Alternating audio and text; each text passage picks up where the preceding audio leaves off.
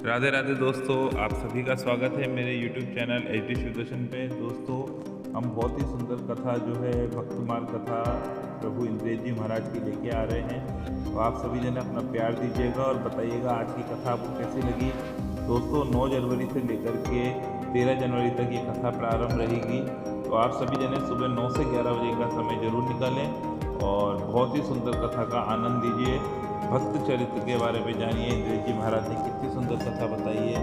एक बार फिर से राधे राधे। चलिए सुनते हैं इंद्रेश जी के श्री वचन से भक्तमाल कथा। विरक्ति दूसरा लक्षण है प्रशांत, अत्यंत शांत। और तीसरा लक्षण जितेंद्रिय। अनन्य निपृति रसिक शिरोमणि स्वामी श्री हरिदास जी महाराज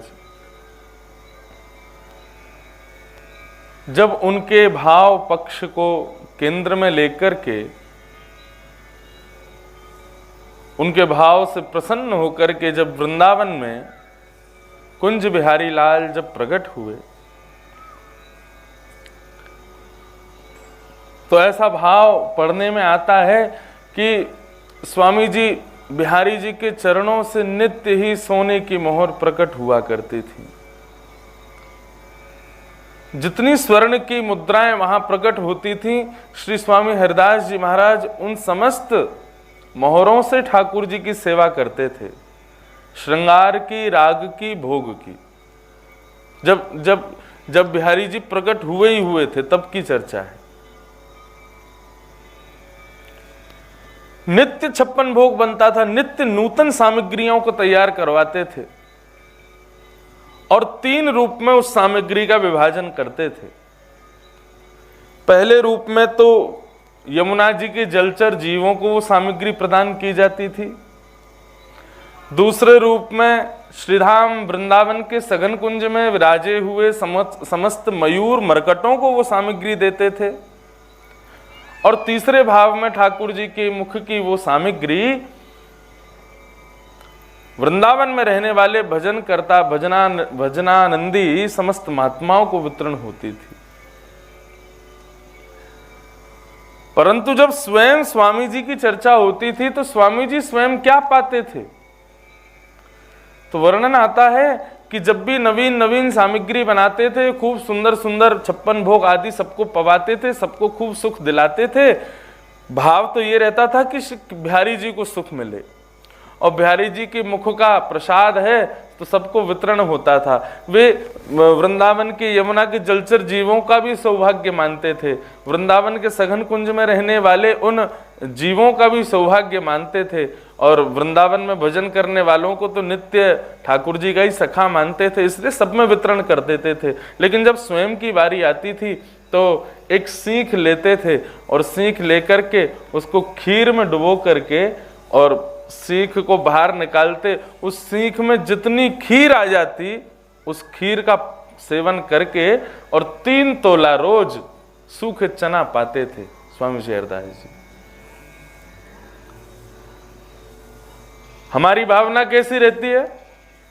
हम अपने घर के ठाकुर जी का 56 भोग बनाते हैं तो इस भावना से थोड़ी बनाते हैं कि ठाकुर जी के सुख के लिए बना रहे हैं, या आज राधाष्टमी है, या आज जन्माष्टमी है, या आज अन्नकूट है, या आज 56 भोग है, इसलिए थोड़ी बनाते हैं। भोग पधराते समय भी हमारे मन की भावना यही रहती है, कब भोग पूर्ण हो, कब आरती पूर्ण हो, कब ठाकुर जी शयन में जामे और ये सारो भोग हम में बट जाए, हमको मिल जाए, हमको कब मिले। और उसमें भी कई ऐसे तो जीवात्मा ऐसे हैं कि ठाकुर जी के मिले मुख के सुंदर प्रसाद को थाली में आने के बाद में फिर उसको उच्छिष्ट और छोड़ देते हैं।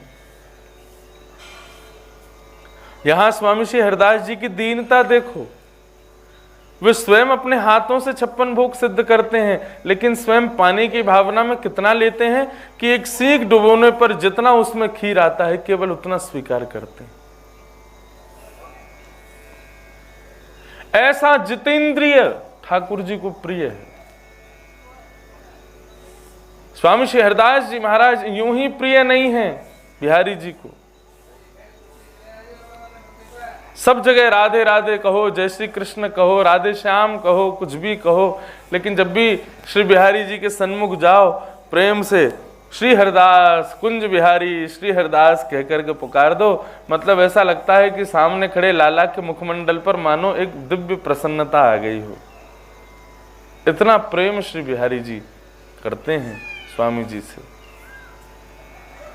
उसमें भी बिहारी जी की आज्ञा हो गई कि स्वामी जी आप इतना कम पाते हैं, हमको सुख नहीं मिलता। आप भली हमें 56 भोग पवाओ, भली कितनी भी सेवा करो, लेकिन आप इस प्रकार से यदि स्वीकार करोगे सेवन को, भोजन को या प्रसाद को, मुझे सुख नहीं मिलता। स्वामी जी कहते लाला मैं या मारे इतनो ना पाऊं कि कहीं मेरी जीव को अच्छो खावे की, सुंदर सुखद पावे की कहीं आदत ना पड़ जाए। औरों की क्या चर्चा करूं, स्वामी श्री हरदास जी महाराज को तो हम सब ने नहीं देखा, उनकी चर्चाएं सुनी है, परंतु हमारे पूज्य गुरुदेव भगवान पूज्य पिताजी महाराज, उनके जो गुरुदेव थे जिन्होंने उनको भागवत का अध्ययन कराया, अनंत श्री विभूषित भागवत के सचल विग्रह श्री रामानुज प्रपन्नाचार्य गुरुदेव भगवान पिताजी महाराज के गुरुदेव, मेरे दादा गुरुदेव, हमारी माता जी बताती हैं कि यदि किसी दिन भोजन बहुत स्वाद बनता था और यदि किसी दिन बहुत बढ़िया रोटी फूली हुई कुरकुरी रोटियां बन जाती थी, तो उस दिन गुरुदेव मन बड़े दुखी हो जाता था उनका। और वो क्या करते थे, जल मंगाते और लोटा भर जल लेकर के थोड़ा सब्जी में डाल देते, थोड़ा बाकी की चटनी आदि सामग्री में डाल देते, और रोटी जो इतनी बढ़िया बनी है उसके टुकड़े टुकड़े करके उसको पूरे लोटा में डाल देते, जल में भिगो देते। किसी ने पूछा, बोले गुरुदेव भगवान आप ऐसा क्यों करते हो, क्या उसमें स्वाद में कोई कमी है, क्या रोटी के स्वाद में कोई कमी है? तो गुरुदेव कहते नहीं, ये बहुत स्वादिष्ट है, मैं तो अपनी जीभ पर संशय करता हूं ना, कहीं मेरे जीभ को आदत ना हो जाए, इसलिए मैं बिगाड़ देता हूं उसके रूप को। ऐसा पूज्य गुरुदेव भगवान का भाव रहता था। इसे कहते हैं जितेंद्रिय, जो अपने ठाकुर जी को तो सर्व सुख प्रदान करे, सर्व रस प्रदान करे, लेकिन स्वयं के भाव में सदा जितेंद्रिय रहे, किसी प्रकार की भावना ना रखे। स्वर में आरती हो रही है, धीरे धीरे जाके दर्शन करके सब लोग आ जाना। थोड़ी देर संकीर्तन हम लोग करते हैं।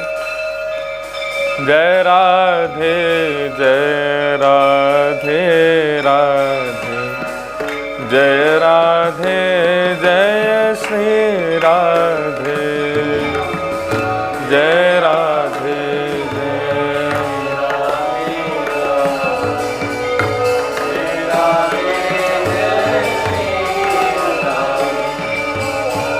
जय श्यामा जय श्यामा श्यामा, जय श्यामा जय श्री श्यामा,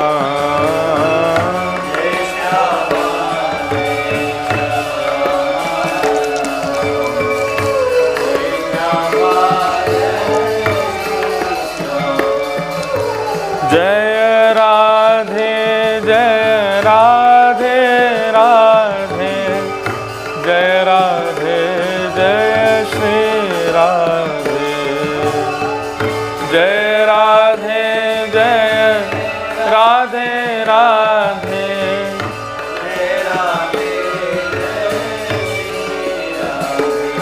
ओ जय कृष्ण कृष्ण, जय कृष्ण जय श्री कृष्ण, जय कृष्ण कृष्ण,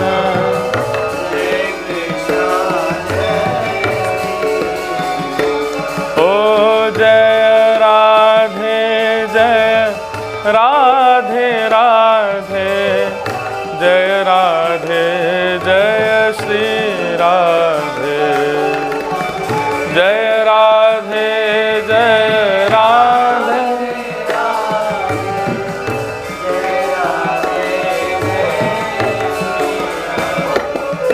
ओ जय राधे जय राधे राधे, जय राधे जय श्री राधे।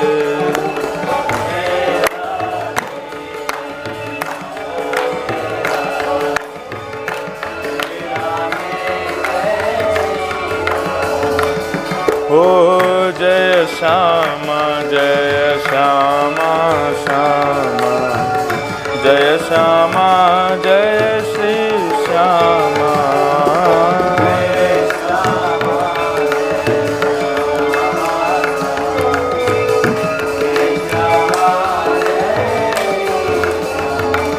ओ जय राधे जय राधे राधे, जय राधे जय श्री राधे, जय राधे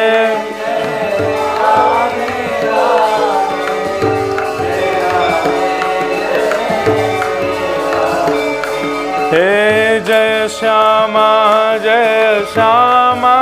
श्यामा, जय श्यामा जय श्री श्यामा, जय श्यामा जय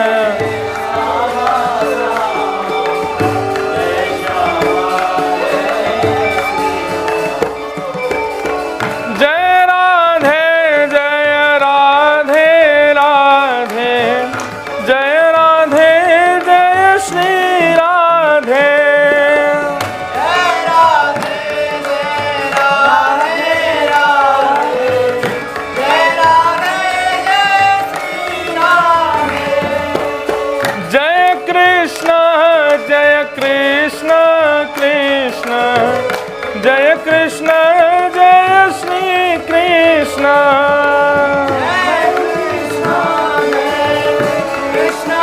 कृष्ण, जय कृष्ण जय श्री कृष्ण। ओ जय राधे राधे, जय राधे जय श्री राधे, जय राधे।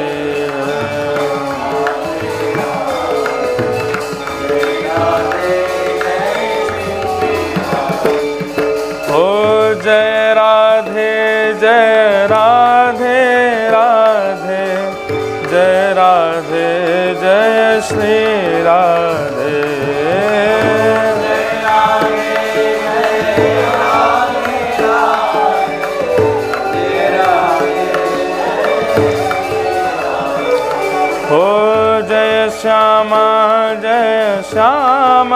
श्यामा, जय श्यामा जय श्री श्यामा, जय श्यामा जय श्यामा, जय श्यामा जय। हो जय राधे राधे, जय राधे जय श्री राधे,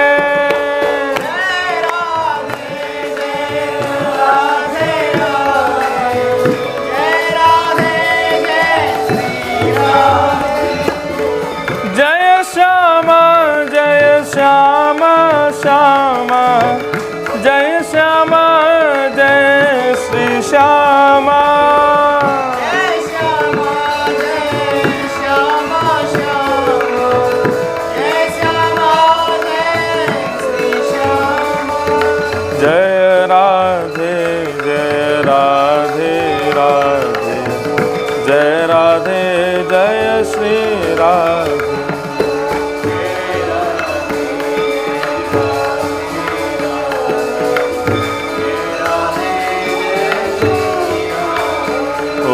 जय राधे जय श्री राधे, जय राधे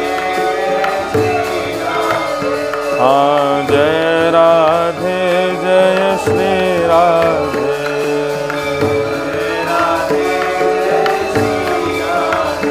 हाँ जय श्यामा जय श्री श्यामा,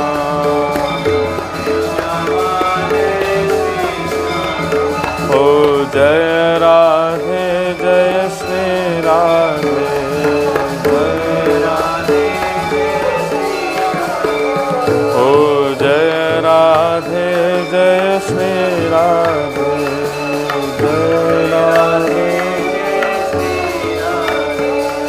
जय श्यामा जय श्री श्यामा जय श्यामा श्री वृंदावन बिहारी लाल की।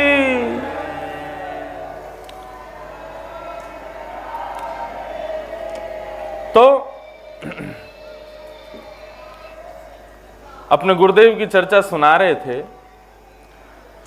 उनका भाव कैसा था कि यदि रस ज्यादा होता था प्रसाद में, भोजन में, तो उसके रस को विच्छिन्न करते थे।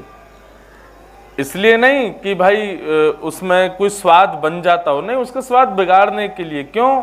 बोले हमारी जीभ बड़ी चटोरी है, एक बार इसको बढ़िया खिला दिया तो बार बार इसको बढ़िया खाने की इच्छा होगी, और बार बार कहीं बढ़िया खाने की इच्छा भई तो ठाकुर जी अपने सखा के परिवेश में आने में हमको अनुमति नहीं देंगे। देखो बंधुओं, सखत्व मिलने के बाद में तो सब कुछ मिल ही जाना है। रस को सार समूह प्राप्त है जाएगो, लेकिन उसके लिए पहले त्याग करना पड़ेगा रस को, रूप को। ये जो रस, रूप, स्पर्श, गंध और शब्द हैं, ये पंच जो हमारे आकर्षण के केंद्र हैं। जिह्वा को रस चाहिए, नेत्रों को रूप चाहिए, कानों को स्वर चाहिए, नासिका को सुगंध चाहिए और त्वचा को स्पर्श चाहिए। ये पंच इंद्रियां। एक बात कह दें तो कोई अतिशयोक्ति नहीं, ठाकुर जी की सखा के पंच रसों की कामना में सांसारिक वस्तु नहीं है, ठाकुर जी ही हैं। दर्शन को नैना तपे, वचन सुनन को कान, और मिलवे को हियरा तपे, हिय के जीवन प्राण, गोवर्धन वासी सांवरे, गोवर्धन वासी लाल तुम बिन रयो न जाए, लाल तुम बिन रहो जाए, लाल तुम बिन रयो न जाए रे, गोवर्धन वासी सांवरे, गोवर्धन वासी सांवरे। ये ठाकुर जी का प्रेम का एक हार है। इसको हमेशा ठाकुर जी को नहीं धराना है। मैं लोगों से निवेदन करता हूं, इस पद को अपने गायन में तो 24 घंटा गाओ, कोई दिक्कत नहीं। इस पद को अपने श्रवण में 24 घंटे सुनो। लेकिन जब मैं देखता हूं कई घरों में लोग अपने मंदिर में ठाकुर जी को ये पद सुनाते हैं, उसमें फिर विचारणीय है कि इसके कुछ समय प्रतिबंधित हैं। हमने गा तो दिया, लेकिन भीतर अभी लाला उठे ही हैं, और उठते ही उनको ये पद सुना दोगे तो बेचारे रोने लग जाएंगे, क्योंकि इसमें विरह भक्त को उतना नहीं हुआ जितना ठाकुर जी को होता है। श्री कुंभन दास जी, कल चर्चा हो रही थी, रात्रि में पद कुछ तैयार कर रहे थे तो एक कथा याद आई कि श्री कुंभन दास जी इतना सुंदर गाते थे, इतना बढ़िया गाते थे, राजा उनके पीछे पड़े रहते थे। अकबर पीछे पड़ा रहा। एक बार राजस्थान का एक राजा मान सिंह उनके पीछे पड़ गया और नित्य ही कुंभन दास जी के पास पहुंच जावे। कभी कुम्मन दास जी का स्वर सुनने में उसकी आसक्ति, कभी कुम्मन दास जी से कुछ पद सुनाओ महाराज ऐसा आसक्ति। और कुम्मन दास जी यदि स्वच्छंद भाव से नहीं भी सुनाते थे तो कुम्मन दास जी जब अपना रियाज कर रहे होते तो वो छुप करके सुनता था कि कहीं स्वर सुनने को मिले कुम्मन दास जी का। कुम्मन दास जी बहुत दीनहीन थे, सब जानते ही हैं कथा। तो एक दिन राजा मान सिंह ने मन में विचार किया कि कुम्मन दास जी को मैं बहुत सारा द्रव्य दे दूं, लेकिन मैं अपने अधिकार से दूं या अपने भाव से दूं, कहीं कम ना पड़ जाए। कुम्मन दास जी से ही आज्ञा ले लेता हूं कि आपको जो जरूरत हो मांग लो, मैं दे दूंगा। तो ठाकुर जी गोद में बैठे थे कुम्मन दास जी के, मैं इतने में राजा मान सिंह आ गया। और जैसे ही कोई आता था ना तो कुम्मन दास जी के संग क्रीड़ा कर रहे ठाकुर जी उठ के भाग जाते थे। बंधुओं, द्वापर युग में श्री महाप्रभु वल्लभाचार्य जी ने कलयुग में द्वापर प्रकट कर दिया था। कलयुग में द्वापर, आज से 500 वर्ष पहले ठाकुर जी सारी लीलाएं करते थे, लेकिन बस यही था कि प्रेम में उन्मुक्त जो है उसको दर्शन होता था। और मैं तो एक बात कहूं, आज भी करते हैं लाल जी, बस हमको देखते नहीं है, हमको दिखाई नहीं देते। क्यों? क्योंकि हमारे भाव उतने प्रगाढ़ नहीं है, हमारे भाव में इतनी प्रबलता नहीं है कि हम उनका दर्शन कर सकें।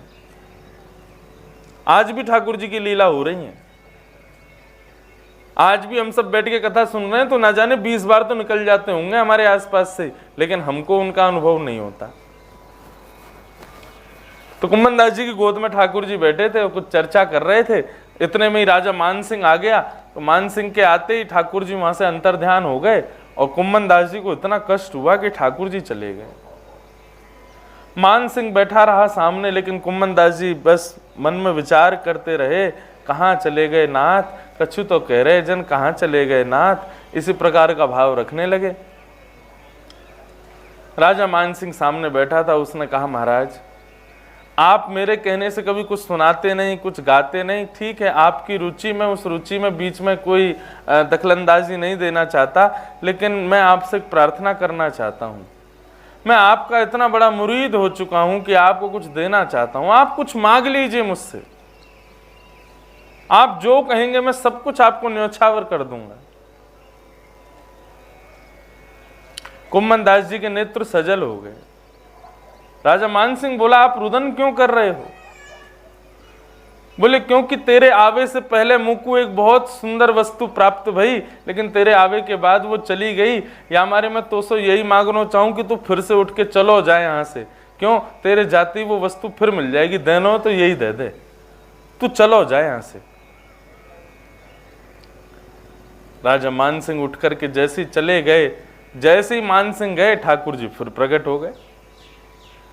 ठाकुर जी बोले कहा भयो कुम्मना, कहा कर रहे हो? कुम्मन दास जी बोले मेरी छोड़ो, तुम बताओ कहाँ चले गए?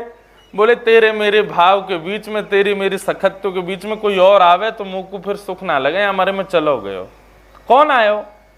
अरे बोले कहीं को राजा आए हो मान सिंह, और आके मुझसे कह रहे हो कछु दे, आपको देना चाहूँ, आप ले लो मुझसे, मैं आपको कछु प्रदान करना चाहूँ। तो ठाकुर जी बोले तेने कछु लियो नहीं?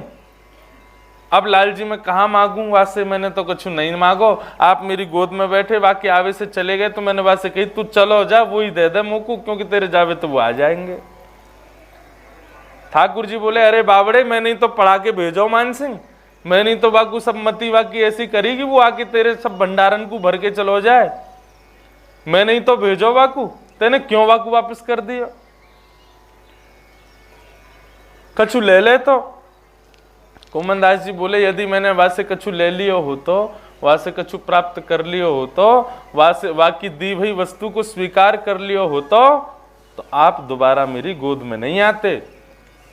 आपको लगती कि कुम्मन दास को तो अब सब मिल गया, अब मेरी क्या जरूरत है, अब मैं जाके अपनी लीला करूं। आप दोबारा मेरे पास यही मारे आए क्योंकि वाकी दी हुई वस्तु मैंने स्वीकार नहीं की, वाकी दी हुई वस्तु को मैंने अंगीकार नहीं किया, आप इसीलिए मेरे पास वापस आए। और ठाकुर जी हमारे लिए तो सर्वधन सर्व सुख सर्व सब कुछ आप ही हो, और क्या मांगे हम आपसे? ऐसा भाव श्री कुंभनदास जी का। तो रूप, स्पर्श, गंध और शब्द, ये 4 रस हैं, और इन 4 रसों की प्राप्ति के लिए ही संसार में हम सब लोग भाग रहे हैं। किसी को रूप चाहिए, किसी को रस चाहिए, किसी को स्वर चाहिए, किसी को शब्द चाहिए, किसी को स्पर्श चाहिए। हमको यही चाहिए और इसी की भागदौड़ में हम सब लोग लगे हैं। लेकिन ठाकुर जी के सखत्व, सखा के लिए यह भाव हो कि उसके लिए ये 4 रस के रूप में ठाकुर जी विराजें। और एकमात्र हमारे लाल जी हैं जिनके 4 रस विद्यमान हैं। ठाकुर जी रूप से भी विद्यमान है, ठाकुर जी रस से भी विद्यमान है, ठाकुर जी स्पर्श से भी विद्यमान है, ठाकुर जी शब्द से भी विद्यमान है। बस स्वीकार करने की देर है। जितेंद्रिय का भाव यही है, जिसकी प्रत्येक इंद्रिय ठाकुर जी को पाना चाहिए। हमारे अनंत रसिकों ने, हमारे अनंत भाव विभोर सखाओं ने, सबने ठाकुर जी को इन 4 रसों में प्राप्त करने का प्रयास, 5 रसों में प्राप्त करने का प्रयास किया। इसलिए ठाकुर जी के वे सखा बन गए। सखा मतलब पूर्ण समर्पण, आत्मनिवेदन, सर्व प्रकार से ठाकुर जी के हैं हम। ये बात, तो ये 3 गुण सखा में होने चाहिए, विरक्त, प्रशांत, जितेंद्रिय। और चौथा गुण जो ठाकुर जी को अपने सखा में चाहिए वो क्या है? चौथा गुण है दया।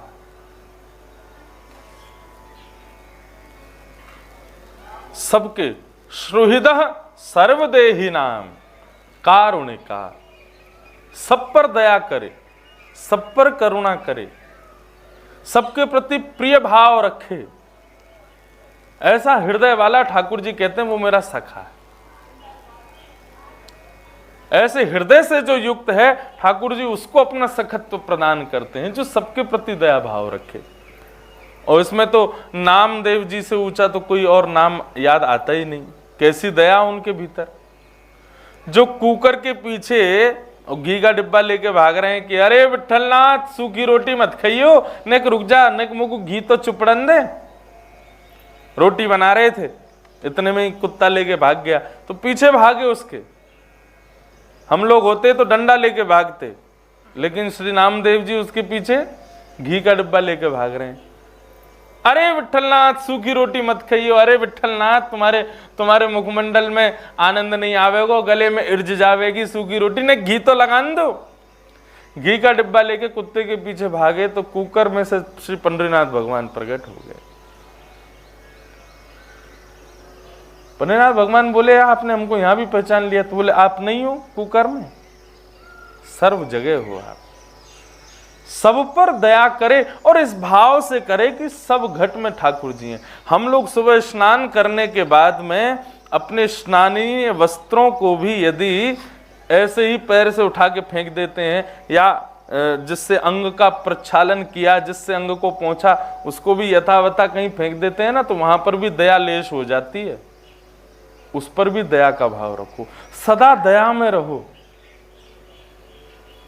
सब पर दया करो। ऐसा दयावंत बन के रहो कि ठाकुर जी को तुम प्रिय हो। क्योंकि श्रीमद् भागवत में भगवान ने अपना नाम द्रौपदी को दिया केवल एक भाव की वजह से, क्योंकि द्रौपदी के भीतर दया है। ये भी भगवान की सखी है। ये दया का गुण जो मैंने निकाला, ये द्रौपदी के प्रसंग से ही निकाला कि ठाकुर जी को अपने सखा में दया का भाव चाहिए। इसलिए ये चतुर्थ भाव में दया लेकर के आए। आज स्वामी श्री हरदास जी महाराज का बहुत स्मरण हो रहा है। एक बार स्वामी श्री हरदास जी महाराज बिहारी जी की सेवा करके यमुना जी के पुलिन पर विराजे थे, यमुना जी के तट पर बैठे थे। तो एक परम भक्त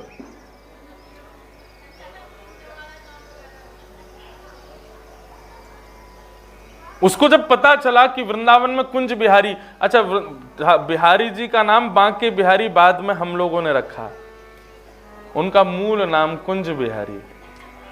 श्री स्वामी हरदास जी ने जो नाम रखो वो कुंज बिहारी, इसीलिए स्वामी हरदासी संप्रदाय के सब बोलते हैं कुंज बिहारी श्री हरदास। बांके बिहारी श्री हरदास नहीं बोलते, कुंज बिहारी। उसके पीछे भी भाव, बहुत सुंदर कथा है। स्वामी श्री हरिदास जी महाराज नित्य ही एक सघन कुंज में विराजते थे, निधिवन में।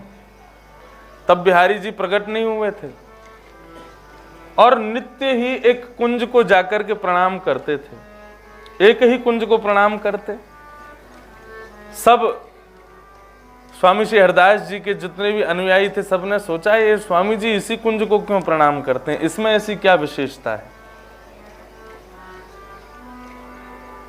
विट्ठल विपुल बिहारी जी स्वामी श्री हरिदास जी के परम भक्त थे। एक दिन उन्होंने जिज्ञासा प्रकट की और स्वामी जी से कहा कि जय जय, आप इतने निधिवन बड़े राज में एक ही कुंज को क्यों प्रणाम करते हैं, ऐसा क्या विशेषता है इस कुंज में। बोले आप जाके दर्शन करो। विट्ठल विपुल बिहारी जी ने जब जाकर के उस कुंज का दर्शन किया तो उस कुंज में क्या पाया कि अनंत सखियों के मध्य में स्वर्ण सिंहासन पर, स्वर्ण सिंहासन के मध्य में श्यामा श्याम दोनों विराजे हैं और स्वामी श्री हरिदास जी महाराज वहां सखी भाव से श्री ललिता विशाखा के रूप में दो सखियों के मध्य में श्याम सुंदर विराज रहे हैं और स्वामी जी उनकी सेवा में निमत्त हैं। ये दर्शन करके विट्ठल विपुल बिहारी जी आनंद विभोर हो गए। स्वामी जी ने कहा था स्वयं जाकर के दर्शन करो और सुनो, जब दर्शन हो जाए ना तो प्रसाद लेके आना। विट्ठल विपुल बिहारी जी ने जब दर्शन किया, प्रणाम किया, दंडवत हो गए, वहीं बहुत देर तक पड़े रहे। उस रूप माधुरी का दर्शन करके बहुत देर तक चित्त में संसार का कोई भाव ही प्रकट नहीं हुआ। अपनी भुजा उठा करके उस सघन कुंज की ओर प्रसाद की जब कामना की तो विट्ठल विपुल बिहारी जी के उस भाव को देख करके श्यामा श्याम दोनों एक हो गए और विट्ठल विपुल बिहारी जी की गोद में आकर के बैठ गए। वही हैं श्री कुंज बिहारी, प्रकट हो गए। अपने हृदय से लिपटा करके लेकर के आए और आकर के जैसे ही स्वामी श्री हरिदास जी को प्रदान किया, पूरे निधिवन राज में आनंद उत्सव होने लगा। स्वामी जी नृत्य करने लगे। आकाश में एक ओर सूर्य, दूसरी ओर चंद्रमा, दोनों एक साथ प्रकट हो गए। 33 कोटि देवता नृत्य कर रहे हैं कि आज बिहारी जी वृंदावन में प्रकट भये हैं। ऐसा सुंदर स्वरूप प्रकट भयो ठाकुर जी को। नित्य सेवा करते थे स्वामी जी। हमारे बिहारी जी को दो चीजें प्रिय हैं, जैसे श्रीनाथ जी को 3 भाव प्रिय हैं, राग, भोग और सेवा। आपके घर के ठाकुर जी की यदि आप राग सेवा ना कर सको, सबसे श्रेष्ठ है राग सेवा।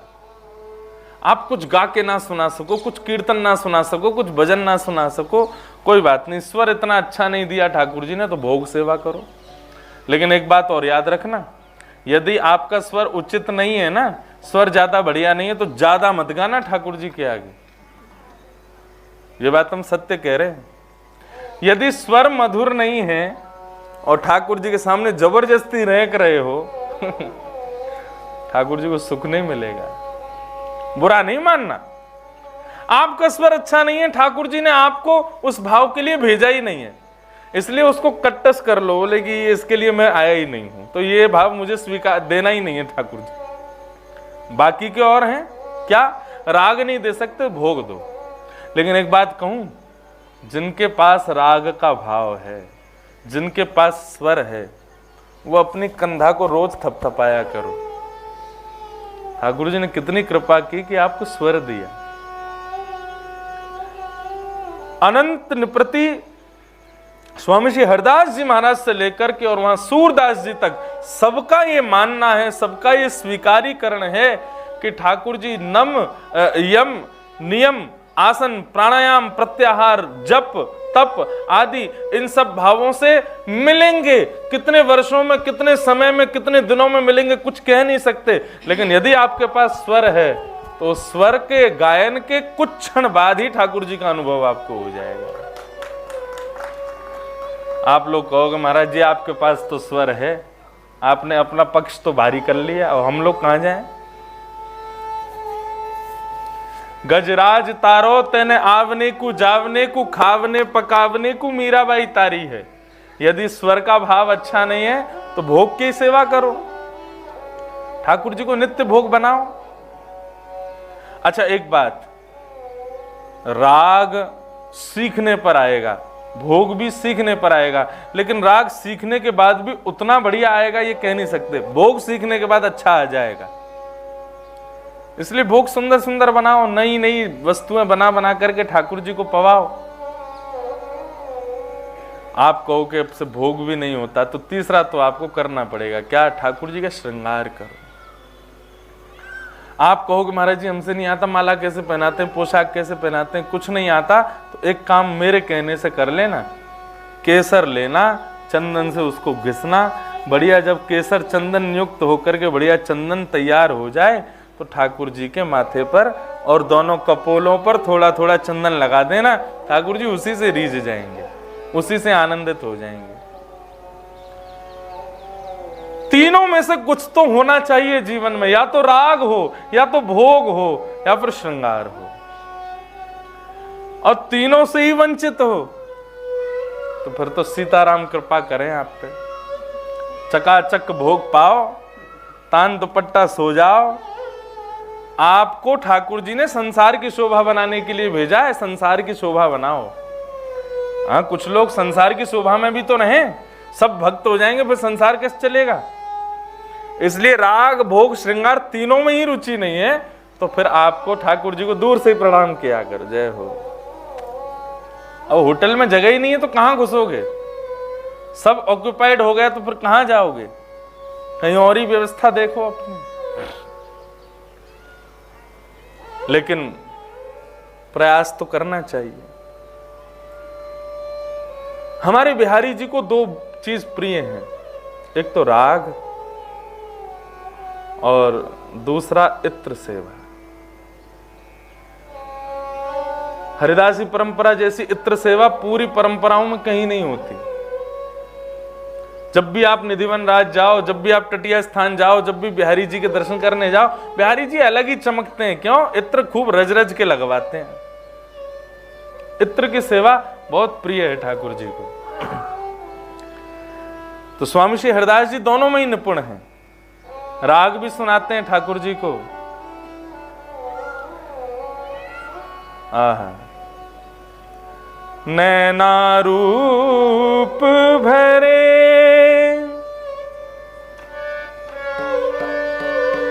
साधारण राग लो, मैं भूल जाऊंगा नहीं तो। नैना रूप भरे बिहारी तेरे, नैना रूप भरे बिहारी, कौशिक की ध्वनि। नैना रूप भरे बिहारी तेरे, नैना रूप भरे बिहारी। सब लोग गाओ।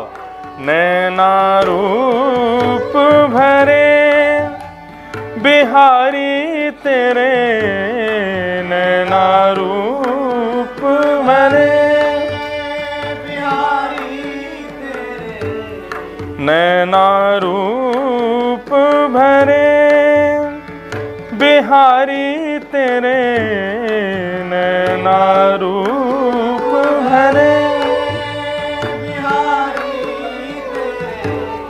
निरख निरख राधे प्यारी को, निरख निरख राधे प्यारी को, निरख निरख राधे प्यारी को, निरख निरख राधे प्यारी।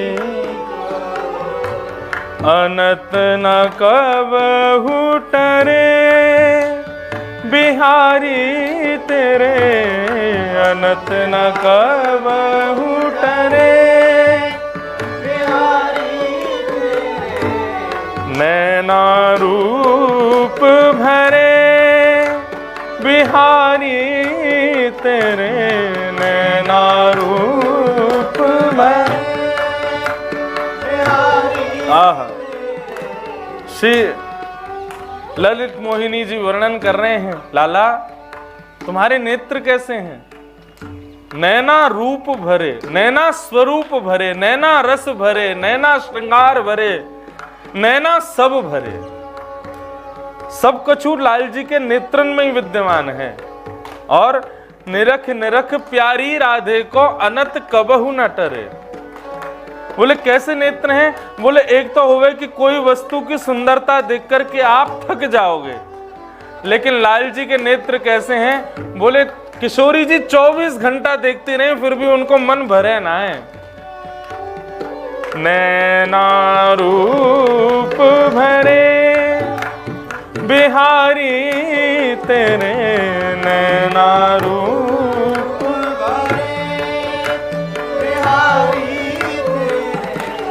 नैना रूप भरे बिहारी तेरे, नैना रूप।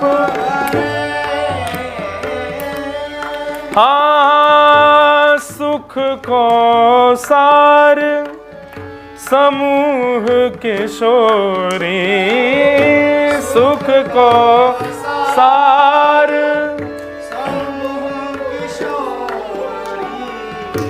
सुख को सार समूह किशोरी, सुख को सार समूह किशोरी। उमगी उमगी अंको भरे, उमगी उमगी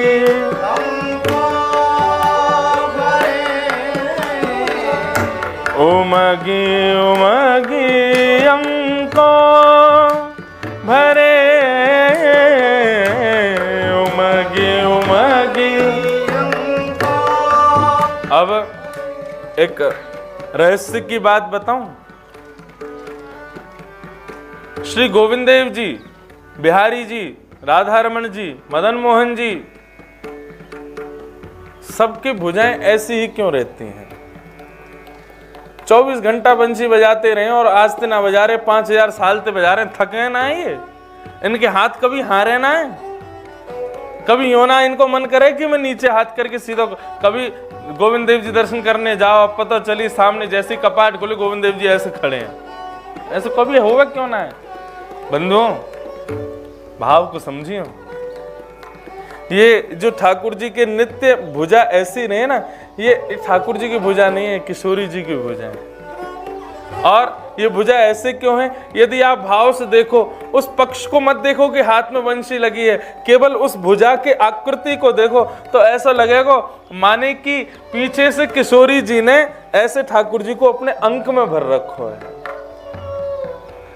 ये भाव पक्ष है ठाकुर जी को।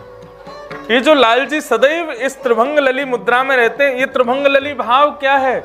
ये भुजा ठाकुर जी की नहीं है। ठाकुर जी तो यूं खड़े हैं, पीछे किशोरी जी को पकड़ रखो है। क्यों? पद्दी पे चढ़ी हुई है ना। ये भुजा कौन की है? बोले ये तो किशोरी जी की है, ठाकुर जी को अंक में भर रखो है। ये भाव है। ये हमारे कभी थके ना है ठाकुर जी। सुख को सार समूह किशोरी, सुख को सार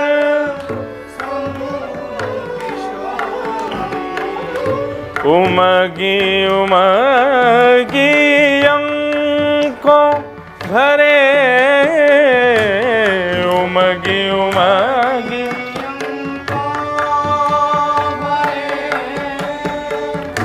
नैना रूप भरे बिहारी तेरे, नैना रूप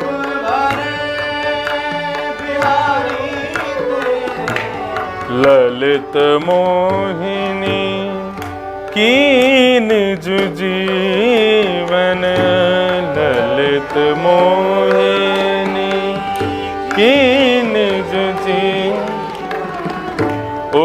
सूरज अरे बिहारी तेरे, सूरज अरे बिहारी तेरे,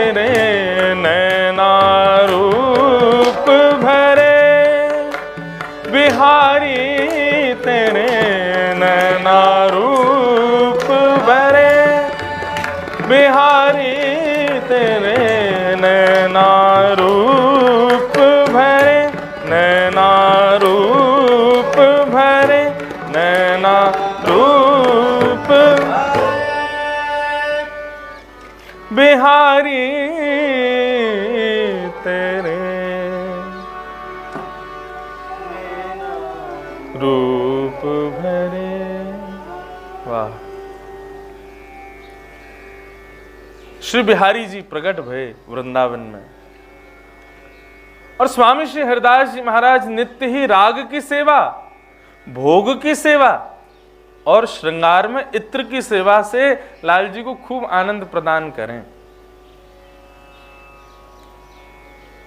ठाकुर जी को इत्र की सेवा यामारे भी भावे कि जब स्वामी श्री हरिदास जी महाराज इत्र से ठाकुर जी को सराबोर कर दें ना, तो इत्र लगाते लगाते, लगावे से पहले तो केवल लाल जी हैं, लेकिन इत्र लगावे के बाद में जब इत्र लगा के स्वामी जी पीछे हटे ना, तो ठाकुर जी के कपोल में स्वामी जी को ही प्रतिबिंब आ जाए।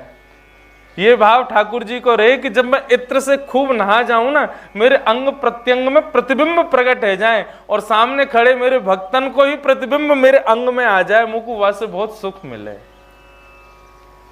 कभी अपने लाला को इत्र लगाओगे, इत्र लगा के जैसे इन्हें दूर हटोगे तो ठाकुर जी चमकवे लग जाएं, और वह चमकाहट में तुम अपने आप को देखोगे ठाकुर जी को यही प्रिय है, मेरे रोम रोम में मेरे भक्त विराज जाएं। या हमारे इत्र की सेवा श्री बिहारी जी को बहुत प्रिय है। लाहौर के एक भक्त हुए, उन्होंने किसी वैष्णव से पूछा कि श्री बिहारी जी के सेवा में क्या लेके जाया जाए। हमने सुनी है वृंदावन में साक्षात श्यामा श्याम को प्रेम स्वरूप प्रकट भयो है।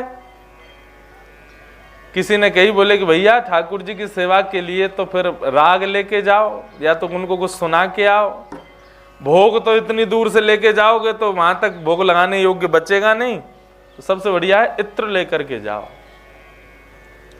हमारे बिहारी जी को खसका चोबा बहुत प्रिय है। खसका चोबा जानते हैं?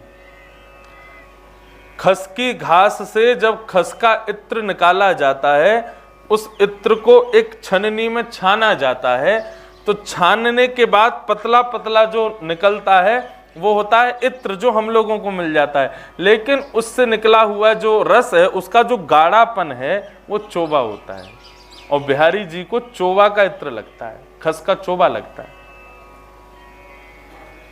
गाढ़ा, बिल्कुल कींच खसकी, बिल्कुल ऐसी कि मतलब तार तार लंबी ऐसे खिंच जाती हैं उसकी। उससे ठाकुर जी मसाज अपनी करवाते हैं पूरे अंग की, ऐसा इत्र लगवाते हैं। तो लाहौर का वो भक्त, उसने खोजबीन करी और महाराज सबसे शुद्ध, सबसे पवित्र जहां भी खसका चोबा मिला उसने मंगवाया, बहुत महंगा, और उसको स्वर्ण के पात्र में विराजमान करके लेकर के श्रीधाम वृंदावन की ओर आए, बिहारी जी को भेंट देने के लिए। लेकर के श्रीधाम वृंदावन को आए, दिनों बीत गए, महीना बीत गया, चलते चलते जब जाकर के वृंदावन आए। वृंदावन में निधिवन राज के बगल से ही यमुना जी बहती थी पहले। वहीं पर आकर के निधिवन राज में जैसे प्रवेश करने लगे तो स्वामी जी के सब अनन्य भक्तों ने उनसे कहा कि भैया अभी तो ठाकुर जी जो है अनोसर में हैं, अभी तो दर्शन होंगे नहीं, अभी तो आपको थोड़ा एक विलंब लगेगा और एक इंतजार करना पड़ेगा। उन्होंने सोचा इतने दिन का इंतजार हुआ तो कुछ क्षण का और सही। तो वे बोले ठीक है, मैं यहीं विराज जाऊं, ठाकुर जी को अनोसर जब पूर्ण होगा तब दर्शन करूंगा। तभी कोई आए आकर के बोले तो आप इतनी देर एक काम करो ना, स्वामी जी के दर्शन कर लो। स्वामी श्री हरिदास जी महाराज अभी यमुना पुलिन पर मानसी में विराजे हुए हैं। बंधुओं, हमारे ब्रजमंडल में और ब्रज की उपासना में ठाकुर जी की नित्य सेवा से भी कहीं ऊंची है मानसी सेवा। मानसी सेवा का भाव क्या है सुन लो, करना बहुत मुश्किल है लेकिन सुन लो। मानसी का भाव यह है कि जो रसिक जन हैं वृंदावन के, वे नेत्र बंद करते हैं, किसी सुंदर स्थान पर, पवित्र स्थान पर आसन लगा के बैठ जाते हैं और वहां नेत्र बंद करके श्यामा श्याम को अपने हृदय कुंज में विराजमान करके उनकी दिव्य लीलाओं का दर्शन अपने हृदय में ही करते हैं। उसका एक भाव मैं कभी कभी सुनाया करता हूं कि एक बार एक संत थे, वृंदावन में वो दर्शन कर रहे थे, और क्या दर्शन कर रहे थे, ठाकुर जी आरसी में ठाकुर जी दर्पण देख रहे हैं, दर्पण हाथ लिए नंद नंदन, और बगल में किशोरी जी बैठ रही हैं और उनसे कह रहे हैं, सांची कहो वृषभानु दुलारी, हे वृषभानु जी सही सही बताइयो। बोले कहा बतानो? बोले तेरो मुख नीको कि मेरो श्यामा प्यारी। देखियो आरसी में देखियो कौन ज्यादा सुंदर है, आप ज्यादा सुंदर हो कि मैं ज्यादा सुंदर हूं? किशोरी जी बोली बात न बनाओ तुम भी, तुमरो मुख जैसे हमरो मुख जैसे चंद उजियारो, और तुमरो मुख जैसे रैन अंधियारी। आप तो ऐसे हो जैसे काली घनघोर रात, और हम तो ऐसे हैं जैसे उगतो भयो पूर्णिमा को चंद्रमा। ठाकुर जी बोले अच्छा, इतना बड़ा अपमान हमारो, आपने हमको रैन अंधियारी कह दियो और स्वयं को पूर्णिमा की चंद्रमा कह रही हो। किशोरी जी बोली कोई तो पूछ लो। तप्त कांचन गौरांगी, हम गौरवर्णा हैं, आप कृष्ण वर्णा हो, श्याम हो, यही मारे तो आपको, वो तो आपकी न शोभा बनी रहे, आपको न कोई पूछ लें दो चार लोग, या हमारे मैं आपके संग बैठी रहूं, कहीं मेरे प्रकाश से नेकाद आप थोड़े दिख जाओ। यदि मैं उठ के चली जाऊं दिखोगे और नहीं, मेरे नेक या रूप की आकृति, रूप के प्रकाश से आप दिख तो भी जाओ। ठाकुर जी को इतना अपमान कर दियो। अभी अपमान तो नहीं है, ये किशोरी जी को प्रेम भाव है। ठाकुर जी बोले किशोरी जी याद रखियो, चंद्रमा कितनों भी पूर्णिमा को हो, जब तक अंधेरों ना होगा ना तब तक दिखे ना है। यदि मैं नहीं होऊंगा ना तो तुम कितनों खुशहाली हो, कितनों पूर्णिमा को चंद्रमा को रूप अपने आप को मान लियो, तुम दिखोगी ना है। रूठ गए ठाकुर जी। बहुत सुंदर पद है सूरदास जी का। श्री किशोरी जी कहती हैं लाला रूठो मत, मान मत करो,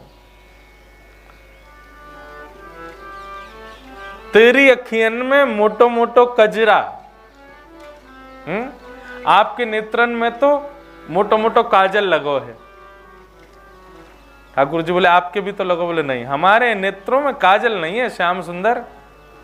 तेरो नयन में मोटो मोटो कजरा, हमरे नयन में तुम बनवारी, हमरे नयन में तुम बनवारी। कन्हैया मुझसे सांची पूछो तो मैं काजल लगाऊं ना हूं, तो फिर ये नेत्रन में काजल कैसे? बोले मैं तो आपको निहारती रहूं तो आपको ही कृष्ण वर्ण मेरे नेत्रन में आके विराज जाए और ऐसा लगे कि मैंने काजल लगाए हुए। आप ही मेरे नेत्रन में इतने विराज जाओ कि ऐसा लगे कि काजल की शोभा, काजल को श्रृंगार किए हुए का। तुम तो नख पे गिरी वरधारो, आपने तो गिरिराज जी धारण किए, लेकिन आपसे ज्यादा बलवान तो हम हैं। ठाकुर जी बोले क्यों? बोले तुम तो नख पे गिरी वरधारो, हम उरधार रहे गिरधारी, तेरो मुख नीको की मेरो श्यामा प्यारी, तेरो मुख नीको की मेरो राधे प्यारी। ये मानसी का भाव है।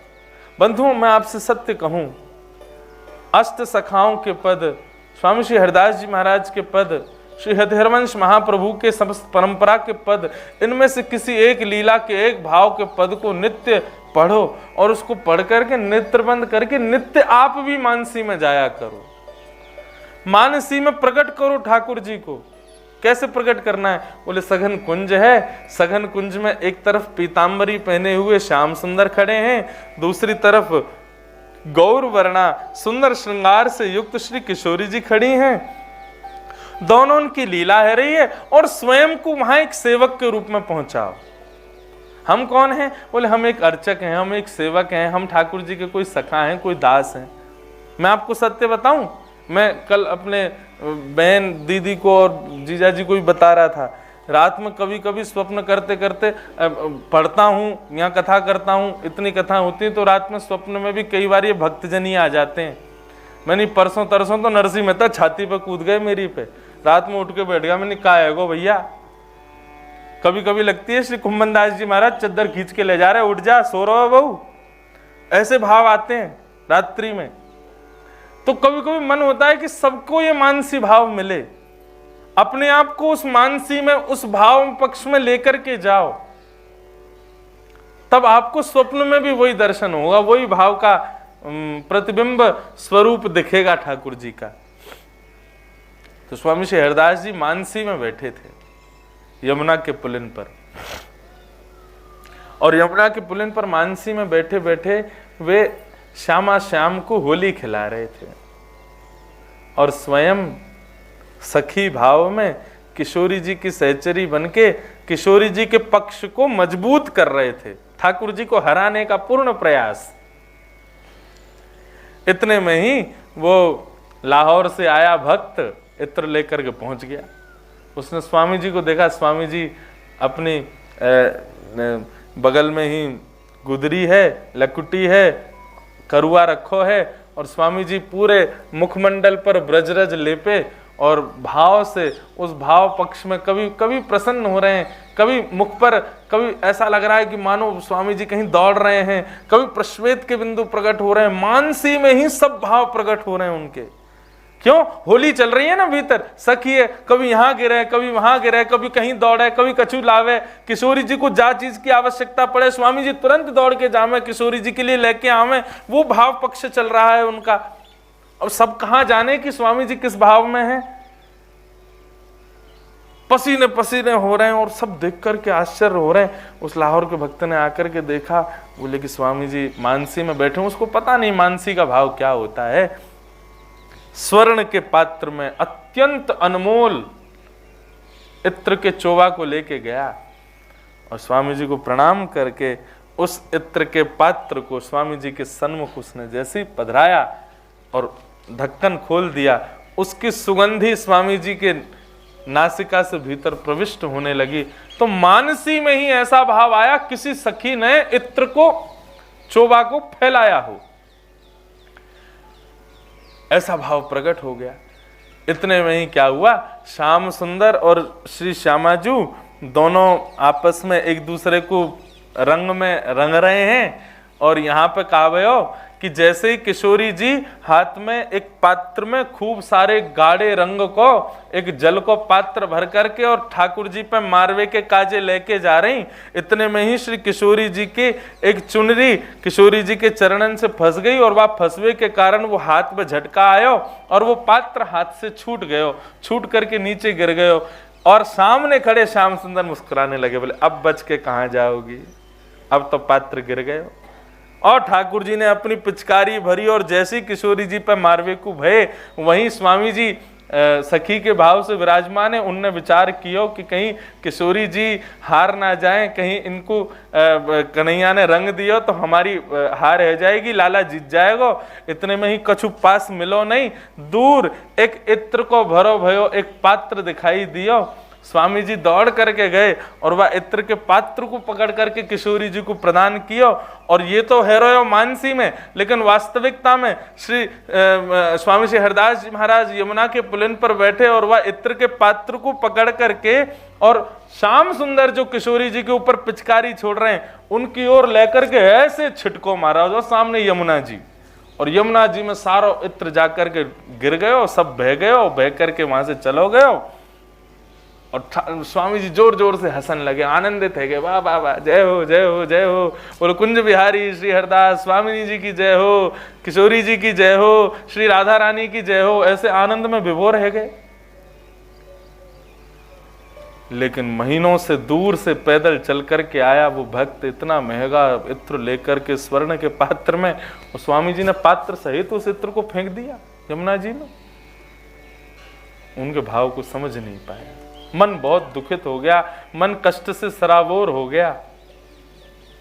लेकिन इतने सारे भक्तगण थे, सब जय जयकार कर रहे थे, उसने किसी से कुछ नहीं कहा और कहा कि अब तो बस ये है कि जल्दी बिहारी जी के दर्शन हो, प्रणाम करके मैं तो वापस जाऊंगा, जीवन में कभी लौट के वृंदावन नहीं आऊंगा। यहाँ तो भाव की, यहाँ तो वस्तु की कोई महिमा ही नहीं है। अरे कम से कम इत्र फेंक दिया, कोई बात नहीं, बस स्वर्ण के पात्र तो रख लेते अपने पास, वो भी फेंक दियो। उसने स्वामी जी को बेमन से प्रणाम किया तो स्वामी जी की मानसी टूट गई। इसीलिए संतजन प्रणाम भी नहीं करने देते स्वयं को।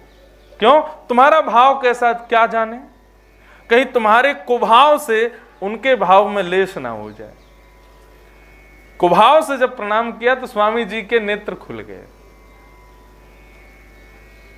स्वामी जी ने उनकी ओर देखा और दृष्टिपात करते हुए कहा, कहां से आए हो?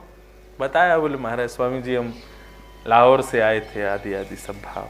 अच्छा, अब वो इत्र का भाव कहता, उससे पहले स्वामी जी बोल गए, सुनो बिहारी जी का अनुसार पूर्ण हो गया, जाओ दर्शन कराओ उनको। बोलना वाला था कि मैं इत्र लेके आया था, आपने फेंक दिया। स्वामी जी बोलने नहीं दिया, उससे पहले ही आदेश कर दिया, सुनो इनको लेकर के जाओ, कुंज बिहारी के दर्शन कराओ और हम भी आते हैं बस थोड़ी देर में। भक्त उठ करके बड़े रुग्ण मन से, बड़े कुभाव से उठ करके चल के जाने लगा। बिहारी जी के मंदिर में जैसे ही पहुंचा और जैसे ही बिहारी जी के कपाट खुले हैं, पूरा निधिवन राज इत्र की सुगंध से सुगंधित हो रहा था, उस चोबे की सुगंध से आनंदित हो रहा था। सब यही पूछ रहे थे, भैया इतनी सुंदर सुगंधी कहाँ से आ रही है, कौन ने इत्र डालो, कौन ने छिड़को है, कहाँ भयो है, कुछ समझ में नहीं आ रही है। उस भक्त को भी बड़ा आनंद हो रहा था। बोले इस इत्र की सुगंध में पिछले 1 महीने से मैं हूँ, क्योंकि हाथ में लेके आया हूँ तो सुगंध आ रही थी, लेकिन आज वही इत्र की सुगंधी पूरे निधिवन राज में, उसके तो मन भाव के चित्त पर मानो जैसे एक प्रगाढ़ भक्ति का प्रेम प्रकट होने लगा। जैसे ही भीतर गया, जैसे ही बिहारी जी के कपाट खुले हैं, कपाट खुलते ही क्या देखा, अपने सिक से लेके नख तक बिहारी जी उसी इत्र में चुचा रहे। ऊपर मुकुट से लेकर के नीचे पैर के नख तक और सर्वांगीण अंग के वस्त्रों पर वही इत्र छिड़का हुआ है। और इस प्रकार की भुजाएं हैं, या भुजाओं से बिंदुओं के रूप में एक लंबी तार के रूप में वो इत्र नीचे की ओर गिर रहा है। जैसे ही उसने इस भाव का दर्शन किया, सदा सर्वदा के लिए वृंदावन का हो गया, सदा सर्वदा के लिए स्वामी श्री हरदास जी के चरणों का अनुयायी हो गया। लौट करके वापस गया नहीं, अपने इत्र अपने पात्र की महिमा को भूल गया, स्वामी जी के मानसी को ही प्रणाम करने लगा।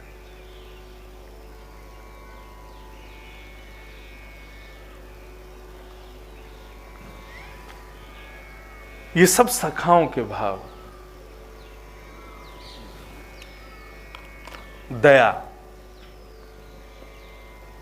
लाला को प्रिय है कि मेरे सखा के भीतर दया का भाव हो।